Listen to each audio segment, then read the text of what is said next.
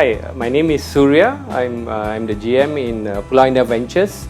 It's a Khazanah and Temasek joint venture company that we have a 5-acre development on wellness called Affinity Medini. We have 4 buildings there, which is residences, and also the Somerset Medini, as well as office blocks, which is actually our anchor tenants is the CMB Leadership Academy, and also Parkway Pantai, which has their wellness facility there. On top of that, we also have a 50-50 joint venture with E&O that is doing the Avira Terrace Homes, which is also actually a wellness development. That's only the first phase. It's a huge development that we are undertaking there with them. Basically, my role as GM of Pulau Indah Ventures is actually to look after the interests of the company. It's an investment holding company, so we have other subsidiaries under it. So my responsibility, basically at the end of the day, the buck stops with me. So everything related to the company is my responsibility at this point in time to drive the organization. While there's a lot of conversations about how interesting Iskandar is as a business proposition, I like to focus this towards Medini, because Iskandar, Malaysia is 3 times the size of Singapore, but Medini is quite a focused area which it has incentives tied to it, and chances are very highly that global business services will also be an approved sector, and hopefully the announcement is soon. If this happens, then of course global business services will pick up very significantly in the Medini area. Why Medini is an attractive area for global business services is because of its near-shore location. You have an opportunity on Singapore businesses, and of course other companies that are coming overseas as well. The talent is coming through because of Iskandar's Malaysia's development. Medini is also benefiting from that. Plus, the shareholders and the stakeholders have pumped in a lot of money into Medini. The infrastructure is very good. We have, and the plans that have been taken into account actually caters for a vibrant business environment. You have a lot of international schools coming up. We have schools like Marlborough College, which is already up. We have Raffles International College is coming up. We've got Sunway International School as well.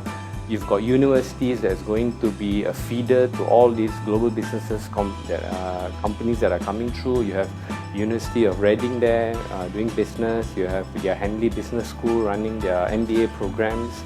You also have Gleneagles Medini Hospital. That's the first Gleneagles Hospital in the southern region for Malaysia. So that's it has very high-end equipment there.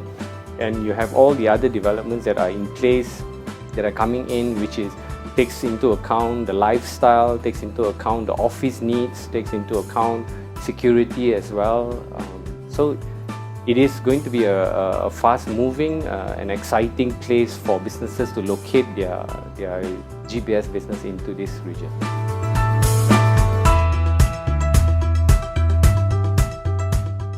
I think it's interesting in terms of, because I just mentioned about global business services being it's going to be an exciting sector in Medini. We should take the advantage of our mind share to be regional and globally done, and it should be thought through carefully. And I think things like this GBS forum is actually a good platform to have, because you not only have thought leaders coming in and talking about the opportunities in global business services, it's about the future trends of global businesses, and you also network and you also know what are locations that are coming up and what are the strengths and weaknesses of different things that are happening. So I think when you do these kind of things and you come to regional platforms like this that is being organized by GBS Forum, this gives an opportunity for people to share a lot more.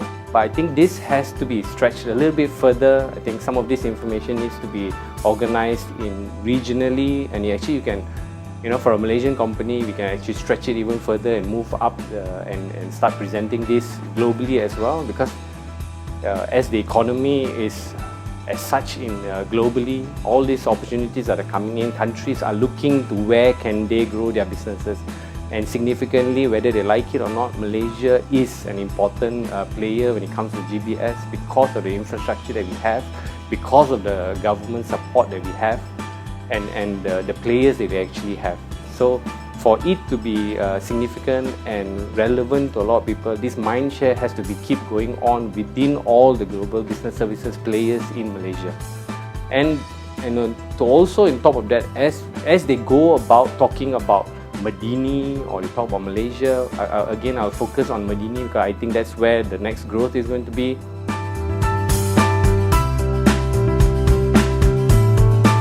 I think when they question about security, I think people should be not really should be concerned about, because Malaysian as a global crime index in Malaysia itself is significantly dropping. As of the period from last year until last month, it has dropped 0.8% again.